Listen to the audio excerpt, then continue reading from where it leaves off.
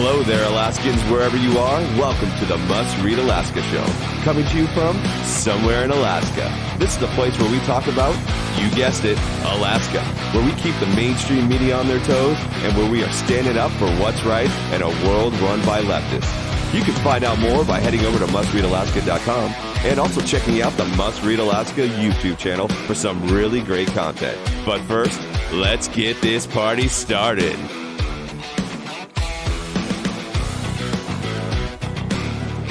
Thank you, Scott. Hello, everybody. Welcome aboard Must Read Alaska, coming to you from somewhere in Alaska. And it is election season somewhere in Alaska. That would be in Anchorage, Alaska, where we're having a mayoral election. If you like this show, make sure you give us a 5-star review. We really love to see those. It makes it all worthwhile when we get some kind words and a few stars from people. And of course, you can always go in and give us a written review as well, which we got a few of those this last week, and I enjoyed reading them. I really appreciate everybody for that.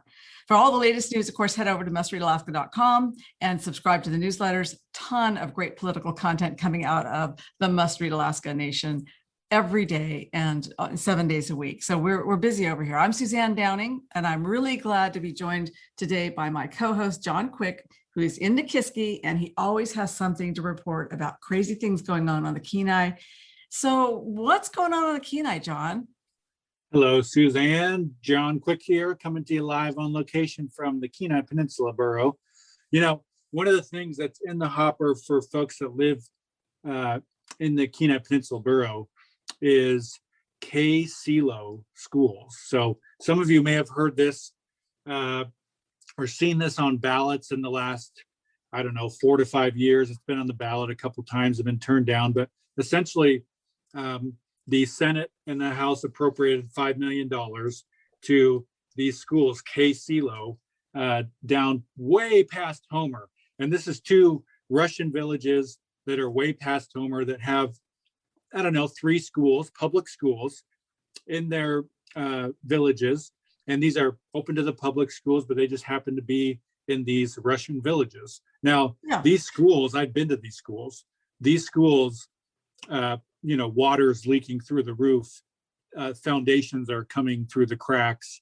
I mean, they're probably the worst schools, public schools I've ever been to in my entire life in terms of how well the building is upkept, because these buildings aren't owned by the school district, they're owned by some third party. And so anyways, they've had this $5 million. They put it on the ballot twice because there needs to be a match of 20%. And every time they put it on the ballot, the public says, no, we're good. We don't want to do that. So the mayor thought outside the box and said, well, what if you can just appropriate it to the Department of Education, and they can just give us a $5 million grant with no match and let us build our own schools that aren't to educational specs, which, he could do for probably $3 million. So they sent that letter, last month. And if the governor allows for it, it would be a huge win for the borough, because there does need to be new schools. These schools are literally falling apart. We don't need to build $5 million Taj Mahals, but I think there's somewhere we can meet in the middle. So kudos to the mayor and the school district superintendent for doing a joint letter and sending that off to the governor. So that would be Mayor Charlie Pierce of the borough. Now that's interesting because there are a couple of little villages south, just east of Homer, out East End Road. And I think these are the ones you're talking about, SELO and Razdolna, I think is the other one. Yeah. And if you drive out there, and anybody who goes to Homer would drive out there and take a look. There's a wonderful little couple little communities out there of old believers traditionally from a Russian heritage, and they came over here in the 60s, and they've got a great community there. Now, I have actually looked in the window of at least one of those schools, but it's been a while. So it looked fine to me, but I must tell you, it's probably been about 10 years since I've seen it. So a lot can happen to a building in 10 years in Alaska, as we know. And I know that SELO school has got some leakage problems that really have to be addressed. So interesting. So good. So when do you think something might occur that'll fix these schools? I think they'll probably have one or two things happen. I think it would be amazing if they could reappropriate the money into the Department of Education, and then the Department of Education could say, hey, here's $3 million, and the borough, go build yourself some, amazing portables and a school that'll work for that community. Or they're going to say no, and nothing's going to get done because the borough doesn't have the money, the school district doesn't have the money, and there's just, you can't build anything without any money. And the people of the borough have said 2 or 3 times now, no, we don't want to bond for this. So there's only really 2 options: don't do it, or reappropriate the money and do it for a little bit less. Interesting. Well, they've got a lot of wonderful liberty-loving Russian Americans in that community. They came to America to escape persecution in Russia and to have their religious liberty, so they could worship as they wanted in America, and they settled here. So they're good people. They're good. Oh really man, good people. That's the last thing I'd say about that is that the mayor and I went down to this place, and some of the nicest people I've ever met in my whole life. I mean, they literally treated the mayor like he was, a rock star kind of deal. And they were so nice and so accommodating. And I mean, just some of the nicest people. And so I really hope that they get what they're looking for. I just think they might have to look at a little outside the box. Yeah, anybody wants to learn Russian, send their kids to those schools too, by the way. So now you got a great mayor on the Kenai Borough Peninsula, and it's great to have Charlie Pierce down there. But Anchorage, of course, is at a crossroads. It's facing an election. For the last 6 years and 5.5 years, it has had, we know, a really horrible situation with Ethan Berkowitz and all kinds of nonsense going on in his bathroom there in the city hall. And now we've got this race happening for a new mayor, and we have the choice of either Forrest Dunbar, which sort of continues the same thing as Ethan Berkowitz, all the same kinds of policies, building up the government structures and the government programs and making government fix everything that's wrong in the world. Or you have Dave Bronson, and as of let's see, Friday night, I think we had 63,000 ballot envelopes had been logged in. And that's pretty good. I mean, there were about 75,000 ballots that were voted in the April 6th election. And then, of course, it went to a runoff because these guys both got under 45%. There were 15 people on the ballot, so lots of competition. So Forrest Dunbar got close to 43%, 41%, and I think that Dave Bronson got 42%, something like that. So they had to go to a runoff. That's what we're into now. If you're outside of Anchorage, then that's what's going on in the biggest city in Alaska, which has almost 40% of the population of Alaska. So it's kind of a big deal for the whole state, because if you don't live in Anchorage, you still probably come through Anchorage now and then. Some people come through a lot. Some people come through a couple times a year, but the policies that happen in Anchorage affect everybody in the state, especially rural Alaska, where people use Anchorage as a medical hub, or they use it as a transportation hub, or they come in here because we are like the big Home Depot of the entire state, where we have all the supplies. So it matters to Alaskans who is the mayor and whether or not they are pro-business or they're just going to be a big government program. I expect with these 63,000 ballots that came in by Friday, close of business, I expect, John, that we're going to see another 5,000 came in Saturday, another 5,000 on Sunday, and possibly as many as 7,000 today. So that gets us up to 80-some thousand. And really at the time we're recording this, which is on Monday afternoon, we are less than 30 hours now from the end of this election cycle. It ends at 8 p.m. on Tuesday. Everybody's got to get their ballots into one of those drop box, or if you're going to take it to the mailbox at this point, you had better get a hand cancellation on it, because you don't want it to be canceled after 8 p.m. on Tuesday and not have your ballot count. So, we moved to a mail-in ballot process here in Anchorage in 2018. It was our first time at it. And it's got some real issues. I got to tell you, I wouldn't necessarily encourage others to do it. The lines tend to be really long. There's 3 locations you can vote on election day, or even now, the day before election day. The lines tend to be pretty darn long because people do not like mailing their ballots or dropping them in those boxes. They feel it's very insecure. And there's another issue that has to do with ballot curing.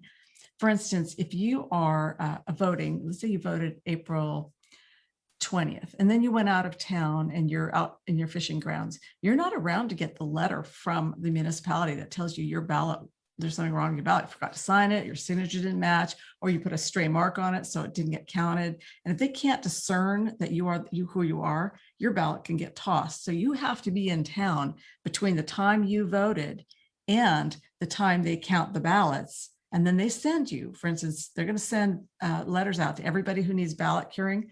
They don't do that until after they count ballots tomorrow night and the next day and the next day. And then you only have like 70 hours to get down to Ship Creek where you can go in and to show your ID and tell them what you intended by your ballot. And it's not necessarily a good situation. There were 1,400 ballots that got tossed out in the last go around. And that's a lot of ballots that couldn't be cured. So people who are traveling, they're a little bit nervous about this. And I don't know, you guys had a chance to do this down in Kenai, and everybody in Kenai said, no way. Yeah, we didn't want anything to do with going to the all mail-in ballots. And I think it failed 70-30 or close thereabouts, just because people prefer, I think the everyday person that's in Alaska, that's a conservative, prefers to physically show up and vote that way. I know that I enjoy doing that with my kids, and it's a fun little lesson to teach them throughout, just what it looks like to go and vote. So I think the average person doesn't even think about the fact that they have to be around for the 72 hours afterwards and all those kinds of things. They just, even if they mail it in, they just expect it to get counted. And sometimes it just doesn't, unfortunately. Right. And there's, when you're voting in person, you can go and you can put it in the machine. If there's something wrong, the machine's going to spit it out and they're going to say there's something wrong with this ballot, but you've already shown them your ID and they've checked it off the list. There's all these fail safes there, and your ballot once it goes in that machine, if the machine accepts it, it will get counted. At least that's how I feel about it, because I don't feel like the machines are miscounting things. I know there are people who think that the Dominion machines are all messed up and they can be rigged or hacked or something. I just don't know enough to be able to go down that road. I guess if I was a computer programmer, somebody involved in IT, I would feel more confident about that. But for me, I am not one of those things. I mean, I don't code. I don't know how to do HTML. It's all very confusing to me. I took one computer class in college and that was plenty. And so one of the things you might not see down in Nikiski, John, is that here in Anchorage, it is really interesting because we're now in the heavy duty sign waving portion of the campaign, and everybody does this sign waving. They stake the corners, and there's going to be a real battle of sign waving going on today in Anchorage, and then as well tomorrow probably. But what's funny is that the people who have the Conservatives for Bronson Independent Expenditure Group, that's the McKenna brothers. They set up an IE, and they're paying their truck drivers these massive dump trucks, big commercial dump trucks, because they're involved in paving. So they've got these dump trucks that have these Bronson for Mayor signs on them. And they've located all of the Forrest Dunbar sign waving locations. And these trucks are going around and just trolling these poor Forrest Dunbar sign wavers. They're honking their horns and they're driving around them with their big signs. And it's pretty hilarious because they're 20 or 30 of these trucks on the roads, and it's one of the better campaign trolling things I've ever seen, which is massive dump trucks, lots and lots of them, convoys, and then these little people standing there with their signs. So I'll try to get a picture of that so people can see what that looks like. It's kind of hard to capture it because, of course, the traffic's going by and you can't really quite get the gist of it, but I think people know what we mean. I don't know if on Tuesday night that the Bronson campaign is going to be doing a lot of sign waving. I have a feeling they're going to be actually on the phones calling lists of people who hadn't yet got their ballots in and offering rides and trying to get their voters out, because right now that's what they're down to. People like you and I, we've voted. And people who Must Read Alaska, they have voted. Or if they haven't voted, they have a plan for voting on election day. By the way, Must Read Alaska folks, there's going to be a long line at the Lusac Library on election day. So I recommend you either vote at City Hall, which is a hassle because there's not enough parking, or you go out to Eagle River and you can vote out there as well. Because this is an area-wide election, you should be able to vote in Eagle River. There's only two things on the ballot. It's either Forrest Dunbar or Dave Bronson. It's not like there's anything localized that they'd have to separate ballots for. But the Lusac Library will probably be a long line because it was a long line on April 6th and it went on for 40 minutes sometimes. So that would be just a little tip. If you're planning to vote on election day, get down there early. Now, speaking of trolling, hey, Scott, John, did you see this thing with Scott Kendall on Must Read Alaska, what we ran a story about this weekend and his little Hitler escapade? I did. And, it's unfortunate because, you would think we're at a place where we can be an adult and we can have conversations and we can, be fine with agreeing to disagree, because folks in the other camp, they think they're doing what's right and we think we're doing what's right. And oftentimes when the other camp is not able to win with facts or data, they revert to, you don't agree with me? Okay, you're racist.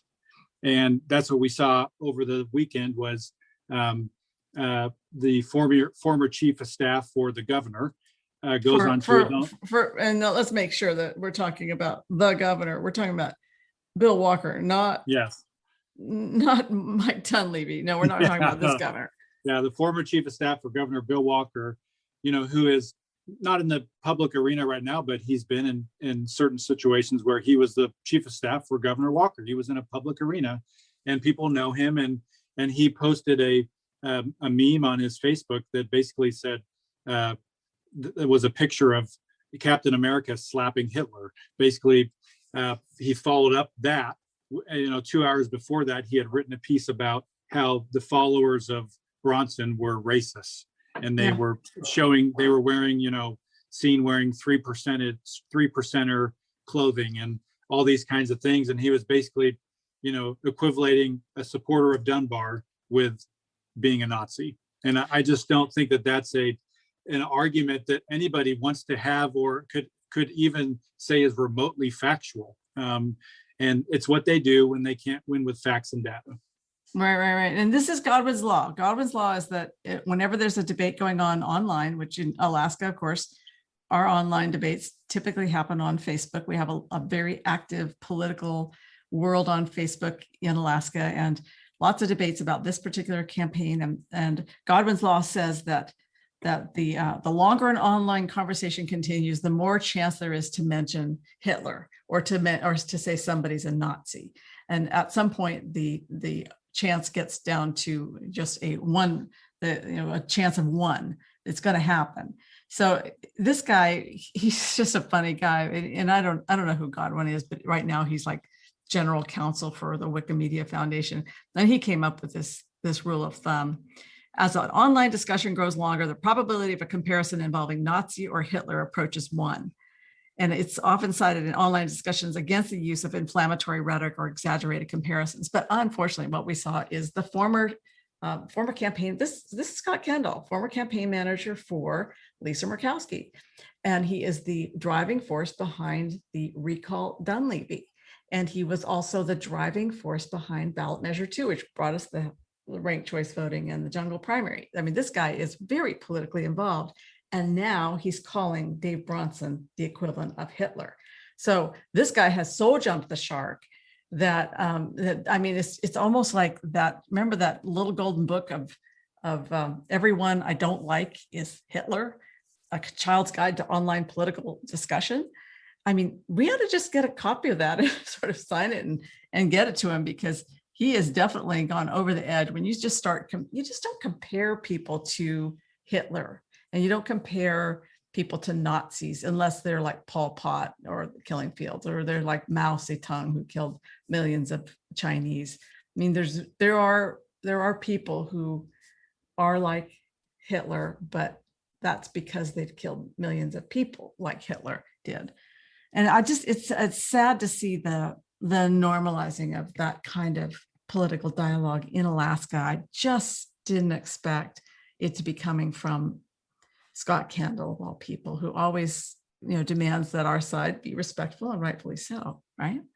Yeah, it's I think that they see that Bronson is having events and 500 people are showing up to his events, and he has a huge amount of momentum. He's had multiple events now where hundreds and hundreds of people are showing up to events. You have the independent expenditure group, like you said, this construction outfit that's willing to put all their trucks on the line and put Bronson signs on them. And you don't see that happening with Dunbar. You don't see this huge momentum happening with Dunbar. You see him having a vaccination party and doing some last minute hokey pokey at the assembly meetings to try to kill the emergency orders. But you don't see this huge momentum like Dave Bronson is having. And so this is where you start just swinging at anything that will stick on the wall. And I think that conservatives are here saying, let's argue about Dunbar's 10-point plan. Let's argue about Dunbar, causing more harm than good in the last year by shutting down Anchorage and killing the economy. Let's argue about those kinds of things. And we're fine with disagreeing with you on that. But when you make arguments that a 5-year-old child could defend by just calling people names, it really gets you out of the respect mechanism that we would even want to dialogue with you any further at this point. Right. Well, I do tend to call them lefties and stuff, but I don't call people commies too much. I mean, I really try to dial that back, because unless they're a member of the Communist Party, it's probably not really appropriate. I do call people leftists. I call them progressives. I call them liberals. I call them radicals. And sometimes I call them extremists. And I think actually at this point, we can see that Forrest Dunbar is in fact an extremist. In fact, I saw a campaign picture of him from the weekend when they were getting ready to do a big door knocking event over the weekend. And a couple of those people in that picture had their fists raised, in revolution. These guys are all about Chairman Mao. They're all about Che. They're all about Fidel Castro. These are pretty hardcore people. But when it comes to the Holocaust, I know that I have talked to people who survived the Holocaust, and I'm sure that Scott Kendall has too. I'm sure he knows people who did or knew people who did, because that generation is quickly leaving, quickly dying from just age. But, we just need a better dialogue than that. We expect more than that. That is just something that those survivors deserve better than to have a mayor's race sort of compared to that. I noticed that after a couple of hours, he took that down. After my story came out on Must Read Alaska, he actually switched out his profile picture, and I guess I should thank him for that. So on another topic that's hit the news today, I just wanted to tell you, if you hadn't seen it already, that the FDA has approved this Pfizer vaccine, and they say you can give it to 12 to 15-year-olds. So that's given it to some pretty young people now. Earlier it was 20 or 30, no, actually when we started out, it was 65 and older, and then it was 55 and older, and then got down to 25, then 16 and older, and now it's down to 12. So they're looking at giving kids these vaccines before they go to school in the fall. What do you think about that? Well, I'd rather get punched in the throat than give my kids this vaccine. It's not going to happen in my household, and I know it's not going to happen in a lot of our friends' household. This is a experimental drug that point is not even refutable. It's literally labeled experimental with the CDC. And I just see that a lot of folks in Alaska are not really going to be excited about getting their kids vaccinated. I think I could see the Anchorage School District and the Juneau School District and possibly some others kind of moving towards wanting to get all kids vaccinated. You saw last week that the superintendent of the Anchorage School District said that you're not going to be a volunteer in the school. You're not going to be a chaperone on field trips unless you're vaccinated. And so they're moving in that direction. You're not going to be allowed to do certain things in the school district unless you're vaccinated.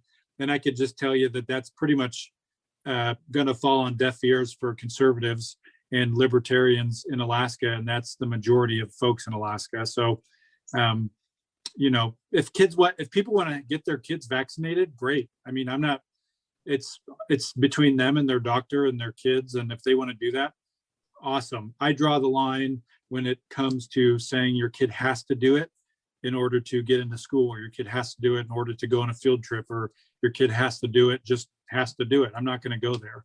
Yeah. And I know, we're a little bit different on this topic, because I've gotten the vaccine. I got the Pfizer vaccine in February. and I've gotten both shots, and I didn't have any ill effects from it that I know, although perhaps I stutter a little bit more than I used to. But you don't want that vaccine, and I know you're staying away from it, and so that's the choice you're making. Of course, you live in Nikiski, and your risk level is actually fairly low because you're in a more contained scenario. Whereas I spend a lot of time traveling, and I go and see my mom, and she's elderly, so of course I have my reasons for wanting to make sure that I'm not the one who walks in to see my mom and then accidentally kills her because I had brought COVID in. But then the thing is with this Pfizer vaccine, which is the one I got actually. They're now looking at giving it to children 6 months to 11 years old. They're going to be studying that. They'll be studying that and coming up with a report by August, whether or not they can give it to children as young as 6 months old, which I think is pretty young. I know that a lot of people are concerned about the number of shots that babies get. Are we giving them too many shots? I'm probably one of those people who thinks that maybe we ought to space out the shots a little bit and let a child's system catch up. But then, of course, I'm not a doctor.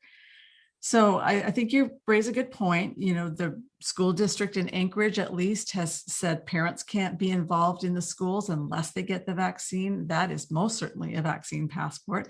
So will the next stage be, now that the FDA is giving this over to the CDC, Centers for Disease Control and Prevention, is going to make the decision themselves about whether or not it's appropriate for 12-year-olds. And then once the CDC makes that recommendation, that's when it starts drifting down to the lower level, into the lower levels, like the school districts around the country, and including Anchorage, including Nikiski, including Kenai and Juneau, and every place else, will have to make the decision. Are we going to require students as young as 12 to get vaccinated? And really, Biden wants 70% of Americans vaccinated, and he can't get to that number without those kids. So they need those kids in order to help Biden make his number. Kind of a little bit tricky. I don't know. I think that it's going to set parents off. I think the conservative parents are going to be really concerned about whether or not government is moving too fast on this one, and they'll pull their kids out of the schools. Oh yeah. I mean, I hope that we can get to a place where if somebody wants to wear a mask, they wear a mask. If they don't want to wear a mask, they don't wear a mask. If somebody wants to get a vaccine, they get a vaccine. If they don't want to get a vaccine, then they don't get a vaccine. And, you and I are prime examples. You got a vaccine, I didn't. You've never once looked down on me for not getting it. I've never once looked down on you for getting it. We just respect that you got it and I didn't, and it's no big deal. And I think that that's what I hope for Alaska, is that people can just be respectful and get out of this mandatory nonsense. Yeah. Well, listen, before we close up the podcast, and thanks for everybody who's still listening to us talk about these vaccines for kids, which is a topic we're probably going to revisit again in the future, because I don't think this is going away. I just want to talk to you a little bit about this story that I did today on an Alaska policy forum study that was done on how much people are making on unemployment and why we can't get anybody to go back to work. I've been all around Anchorage, and everywhere I go, there are signs that help wanted, or signs on restaurants saying we can't get help for our kitchen. So service here is a lot slower than what you might expect. Thank you for your patience. So that when you go in the door, it might be 40 minutes before you eat, because they don't have anybody who's willing to work in the kitchen. I don't know if you saw this story, but I tell you, if Alaskans are making $33 an hour just to stay home, I think that we've created a problem, and it's created because we've got this federal bonus on top of the unemployment insurance bonus, where we're paying people this extra bonus. And what we're seeing is the unintended consequence now. The Alaska Policy Forum says that factoring in non-cash welfare programs like Medicaid benefits, Alaskans could earn up to $5,711 per month, or $68,000 a year. And that is just, once you start calculating all your EBT card, your Medicaid is paid for free if you're a lower income, and then you've got your unemployment. So people are just staying home because you're making so much money off the government just staying home. We've created a massive welfare state. This is so untenable. Yeah, it's unfortunate. If you're a small business owner and you're listening to this, you're probably nodding your head and you're thinking, yep, I totally understand it. I just drove to Soldotna a couple days ago, and there's a sign at McDonald's giving a $500 cash bonus for anybody that applies and receives a job because they can't fill their positions. So one thing I would say, if you're a small business owner listening, or if you have friends that are small business owners that are listening, there's something simple that you can do. If you have needs where you need to hire somebody, think outside the box. I'm a part owner of a hardware store. We needed to hire people. We were told the same things, that nobody wants to work and nobody wants to do this, nobody wants to do that. Well, we just thought, well, we need to do something different. We're not going to post it on the normal atmospheres that people go look at jobs. We're going to post it to where what they're doing the most of, and that's on Facebook. So if you are a small business owner, put together a picture meme of that you're hiring for a job and post it out there on Facebook and put $10 behind the boost. And I guarantee you will get your job in front of more people than you ever would putting in front of your normal avenues in which you post jobs at. And we got a ridiculous amount of resumes for our teeny little hardware store, way more than big corporations are getting for jobs that are paying way more than what we're going to pay. And so sometimes I think it's just a matter of marketing it differently than what you're used to, because this is a different atmosphere than anything we've ever seen before. Yeah, and I have a suggestion along with that, and that's a great suggestion, by the way. We've got a lot of kids graduating from high school, and I wouldn't say that they've been given the best training in maybe just workplace situations, because they've been home for a whole year, and for some of them, a year and a half. They're graduating across the state. And in the past, high school students haven't been able to compete for jobs because adults are taking them, and people who are older aren't leaving the workforce fast enough. And there are an awful lot of rules around hiring young people anyway. And so now's the opportunity. If you're a young person, or if you have any young people in your life, I think that this is a great place for them to get a rung on the ladder and just get a great summer job. I think they'll find a lot easier to get a job this year than almost any other year, because these adults are staying home and just scraping money off the government.